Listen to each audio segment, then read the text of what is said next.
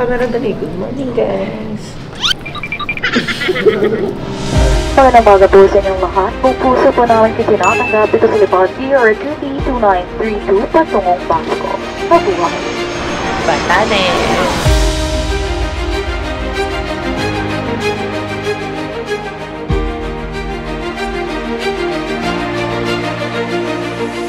A few moments later.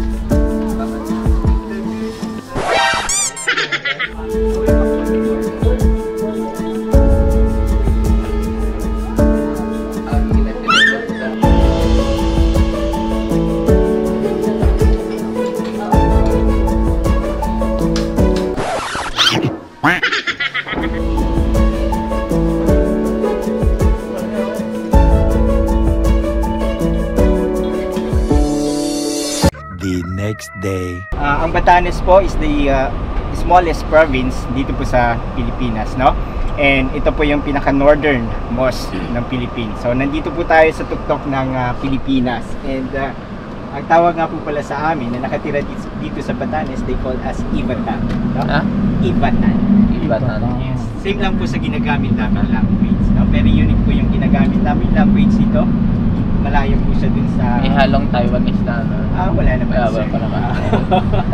And yung population namin as of 2020 census, nasa mahigit na 18,000 lang po kami.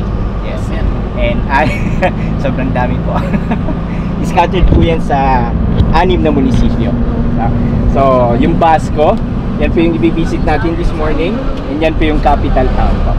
And yung main source of living namin dito is farming, fishing, livestock raising po.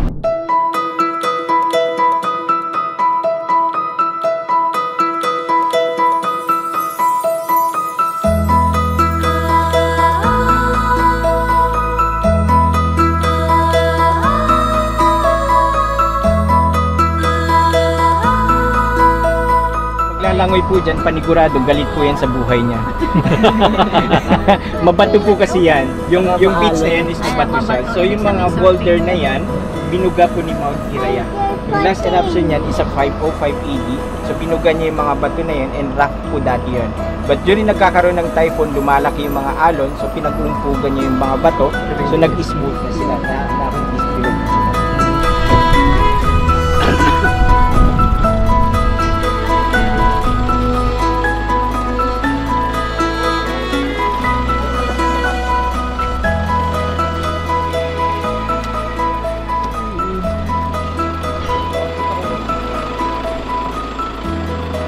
Favorite part.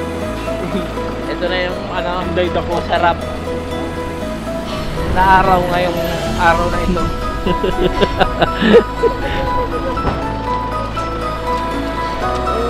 Favorite part.